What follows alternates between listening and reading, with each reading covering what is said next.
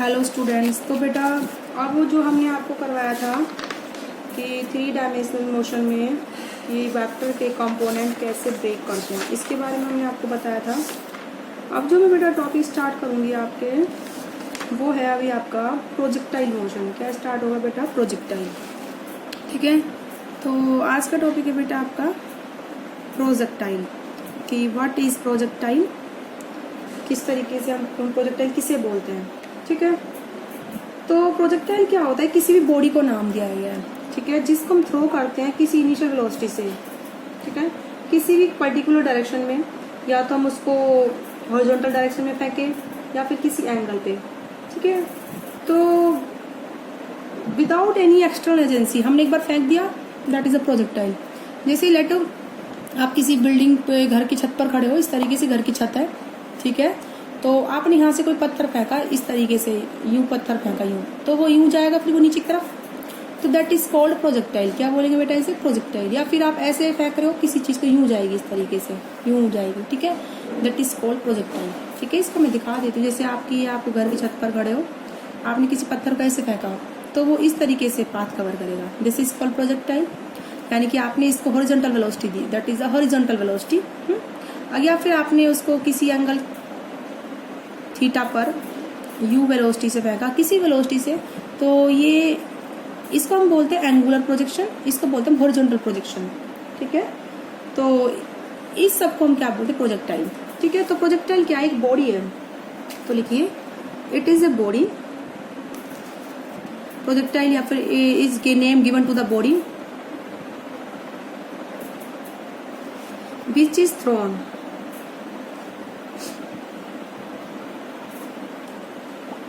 with some initial velocity, जिसको हम throw करते हैं किसी इनिशियल वेलोसिटी से। ठीक है, या तो हॉरिजॉन्टल डायरेक्शन में थ्रो करें या फिर किसी एंगल में। ठीक है, and then allowed to move.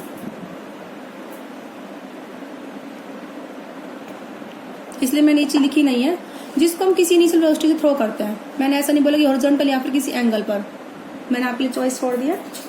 और आगे है and then allowed to move in 2 dimension. फिर वो 2 डायमेंशन में मूव करता है under the action of gravity.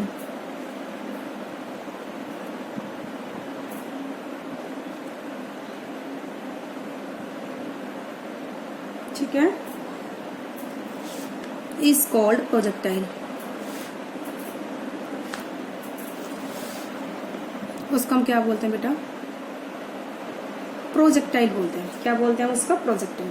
ठीक है, तो जो पाथ फॉलो, जैसे अब हमने बताया है, ये आपका कोई एक्सरसाइज है, इस तरीके से मान लो आपने इस तरीके से फेंका किसी पार्टिकल को, ठीक है, तो ये जो पाथ होगा इसको हम बोलते हैं trajectory.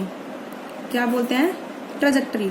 Path followed by the projectile is called trajectory. बहुत एग्जांपल है इसके, जैसे हम किसी बॉडी को ड्रॉप करते हैं फ्रॉम ए मूविंग ट्रेन। आप ट्रेन में जा रहे हो, ट्रेन की विंडो से आपने किसी पत्थर को फेंका बाहर की तरफ, तो वो जिस तरह पाथ को कवर करेगा दैट इज कॉल्ड प्रोजेक्टाइल। आपने बुलेट फायर करी रिफिल से, तो बुलेट पहले सीधा जाएगा फिर वो नीचे गिरेगा, ठीक है, तो पैराबोला की शॉकमेन शेप में नीचे गिरेगा, उसको हम क्या बोलते हैं? प्रोजेक्टाइल। ठीक है, तो ये सब किसके एग्जाम्पल है बेटा? प्रोजेक्टाइल। तो इसको आप लिख लीजिए, path followed by projectile is called trajectory. Path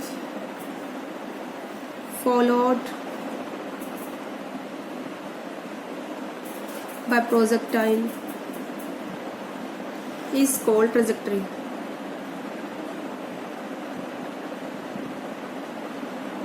क्या बोलते हैं बेटा उसे? ट्रेजेक्टरी बोलते हैं। ठीक है, तो अब हम देखते हैं कि किस तरीके से हम इसके मोशन को, वेलोसिटी को, हॉरिजॉन्टल रेंज, ये सब इसमें होता है, किस तरीके से हम कवर करते हैं। ठीक है इनको, तो लेकिन इसमें प्रोजेक्टाइल में काफी अजम्पशंस ली हुई हैं। आप इसकी एक बार एग्जाम्पल लिख लीजिए। Bullet fired from refill,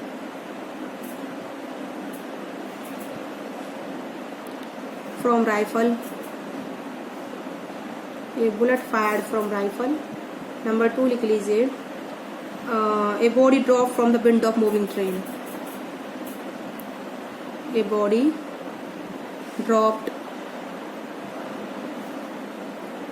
from the window of moving train.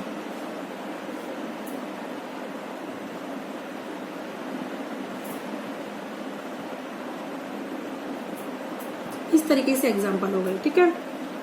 अब जब भी हम अजम्पशन मानते हैं प्रोजेक्टाइल में, ठीक है, कि फ्रिक्शन एयर का रेजिस्टेंस नहीं होगा, जैसे ये पार्टिकल इस तरीके से गया है, ओहो मेरे 2 पेज रह गए, कोई बात नहीं। तो जैसे हमने बताया अभी कि इस पाथ को फॉलो करा है प्रोजेक्टाइल ने, तो हम ये मानते कि एयर का कोई रेजिस्टेंस नहीं होगा, ठीक है। ग्रेविटी जो अर्थ रोटेट करती है उसके रोटेशन कोई इफेक्ट नहीं होगा। अर्थ की कर्वेचर को नहीं लिया कि यहाँ से अर्थ ऊपर की तरफ है, नीचे की तरफ ढलान है, ठीक है, ऐसा कुछ नहीं लिया अर्थ का। तो अर्थ की कर्वेचर पर हम डिस्कस नहीं करा। और ये माना है कि एक्सेलरेशन ड्यू टू ग्रेविटी क्या होगी, कांस्टेंट होगी, ठीक है, ओवरऑल द मोशन। और वैसे भी हम अगर अर्थ के सरफेस पे अगर कोई भी मोशन हो, अर्थ की सरफेस के पास नियर कोई भी मोशन हो, तो हम उसमें ग्रेविटी कांस्टेंट ही लेते हैं, ठीक है। तो ये किसकी, ये हो गई बेटा जंक्शन, ठीक है। तो इसी पेज से स्टार्ट करूंगी मैं, इसको मैं वहाँ छोड़ देती हूँ और इसको लिखने के लिए जगह छोड़ देती हूँ, ठीक है। वो हमारा लास्ट पेज का मैं यहाँ लिख दूंगी बाद में, वो मैंने आपको लिख के बता दिया है। अब इसमें अजम्पशंस क्या क्या लिए हैं। अजम्पशंस ऑफ प्रोजेक्टाइल मोशन, क्या क्या जंक्शन ली हुई है। Number first, there is no frictional resistance, मतलब एयर का कोई रेजिस्टेंस नहीं है, क्योंकि अगर एयर का रेजिस्टेंस होगा तो धीरे धीरे उसकी वेलोसिटी घटेगी, जो हमने उसको इनिशियल वेलोसिटी दी है, लेकिन हम जो हमारी इनिशियल वेलोसिटी हम उसको कांस्टेंट मान के चलते हैं। तो इसीलिए there is no frictional resistance of air, air का कोई भी रेजिस्टेंस नहीं है, ठीक है। Number 2, affect due to rotation of earth, the effect due to rotation of earth and curvature of earth. हमने कोई प्रोजेक्टाइल फेंका है, वो अर्थ के ऐसे ढलान पे से आया है, ठीक है। जैसे मान लो अर्थ इस तरीके से पहले ही, फिर हम किसी प्रोजेक्टाइल को फेंक रहे हैं, तो हमने कर्वेचर को नहीं लिया, अर्थ की कर्वेचर को, हमने इसको कैसे लिया, प्लेन, ठीक है। तो the effect due to rotation of earth and curvature is negligible, ठीक है। और acceleration due to gravity is constant, g is constant, ठीक है, at all point.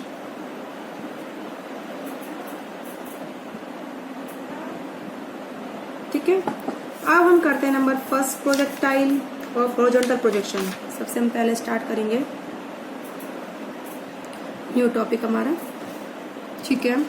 Projectile given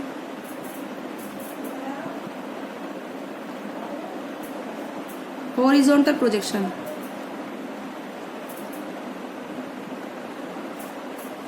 कैसे दिया उसको प्रोजेक्शन, हॉरिजॉन्टल, ठीक है। प्रोजेक्शन मतलब उसको फेंका है, हॉरिजॉन्टल, ठीक है।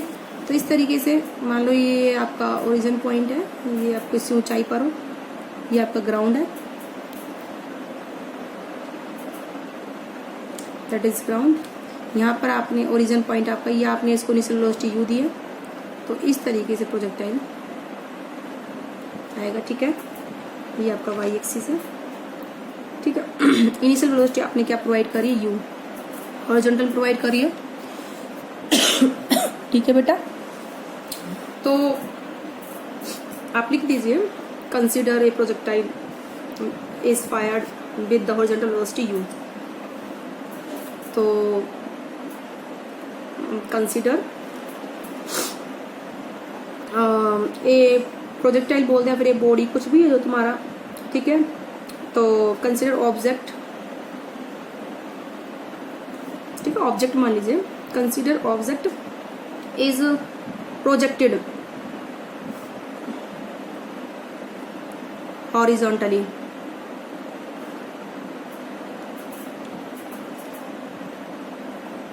With velocity u। किस वेलोसिटी से प्रोजेक्टेड करा गया उसको बेटा? u वेलोसिटी से प्रोजेक्टेड करा गया। ठीक है, तो इनिशियल कौन सी वेलोसिटी? हॉरिजॉन्टल है, वर्टिकल कोई वेलोसिटी नहीं इनिशियल। ठीक है, तो इनिशियल वर्टिकल वेलोसिटी कितनी है? 0। हॉरिजॉन्टल कितनी है? u।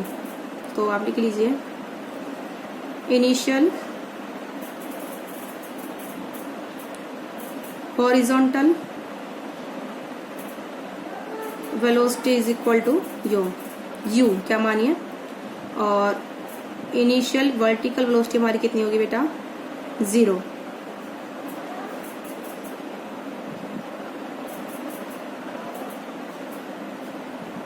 हमने ऐसे फायर करा, हॉरिजॉन्टल वेलोसिटी u दे रखी है, वर्टिकल में कुछ भी नहीं है, तो वर्टिकल हमने क्या माने? 0 है, 0। तो सबसे पहले हम निकालेंगे पाथ ऑफ प्रोजेक्टाइल। क्या निकालेंगे बेटा? हम पाथ ऑफ प्रोजेक्टाइल। ठीक है, पाथ ऑफ प्रोजेक्टाइल के लिए आप क्या करोगे? लेट प्रोजेक्टाइल चलते चलते P पॉइंट पर आया। किस पॉइंट पर आया? P पॉइंट पर। ठीक है, उसका कितना वर्टिकल डिस्टेंस कवर करा है? That is y। हॉरिजॉन्टल कितना कवर करा है उसने? दिस। ये मान लिया मैंने स्मॉल x, वर्टिकल मान लिया मैंने स्मॉल y। ठीक है, तो आप सबसे पहले क्या निकालोगे? Path of projectile. ठीक है, कि प्रोजेक्टाइल का पाथ क्या होगा? तो पाथ ऑफ प्रोजेक्टाइल के लिए हम क्या करेंगे बेटा? Suppose at any time t, at any time t,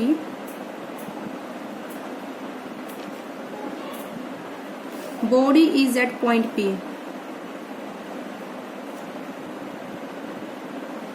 किस पॉइंट पर है? P पर, जिसके कोऑर्डिनेट क्या है? x और y। ठीक है, x में उस एक्सिस पे डिस्टेंस है, y स्मॉल y इसका कहाँ डिस्टेंस है? वर्टिकली। ठीक है, कोऑर्डिनेट हो गए उसके x y। तो x डिस्टेंस तो कवर करा हॉरिजॉन्टल में t टाइम में, और y डिस्टेंस कवर करा वर्टिकल में t टाइम में। ठीक है, तो सबसे फिर अब इसमें निकालो पहले तो मोशन अलोंग हॉरिजॉन्टल डायरेक्शन। तो पहले निकालो बेटा motion along horizontal direction. Horizontal direction कौन सी बेटा? आपकी OX। कौन सी है बेटा? OX।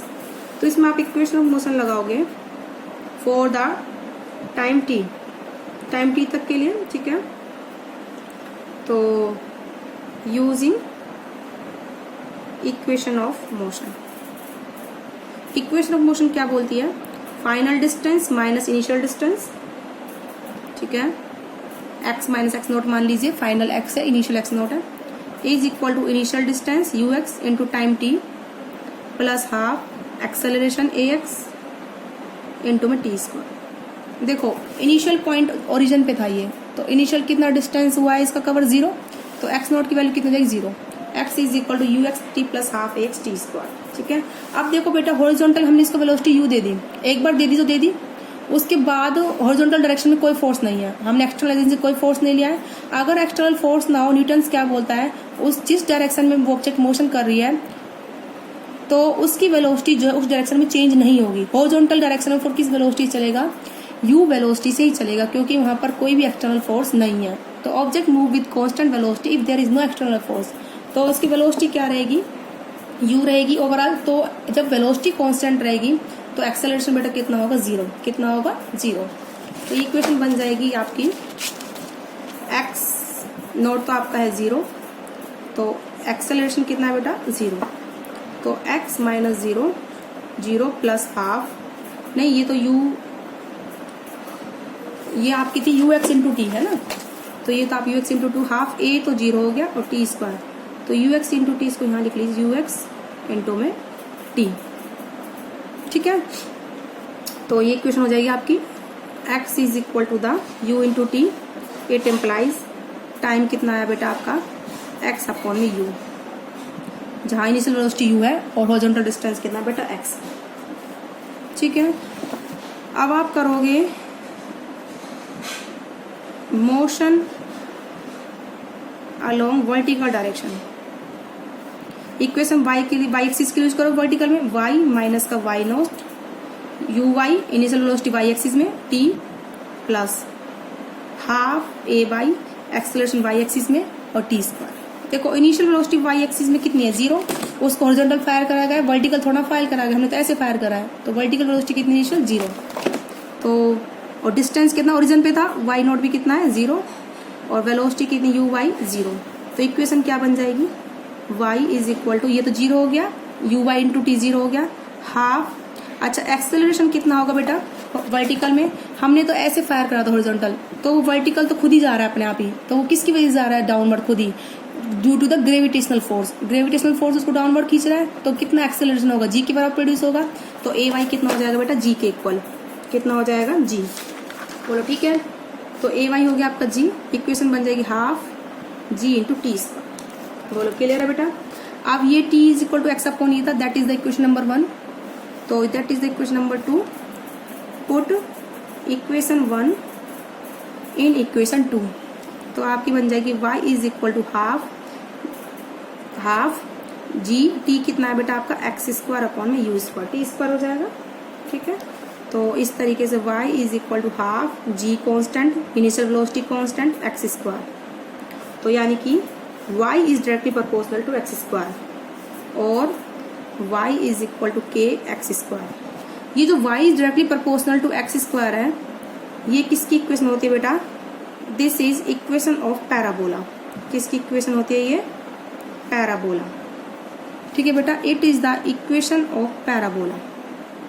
तो यानी कि पार्टिकल कैसा कवर करेगा पाथ, पैराबोला। देखो बेटा ये पैराबोला भी है, इसको बोलते हैं हाफ पैराबोला, ये हो जाएगा आपका पूरा पैराबोला, हाफ पैराबोला है ये, तो कैसी बनी हमारी इक्वेशन ऑफ पैराबोला।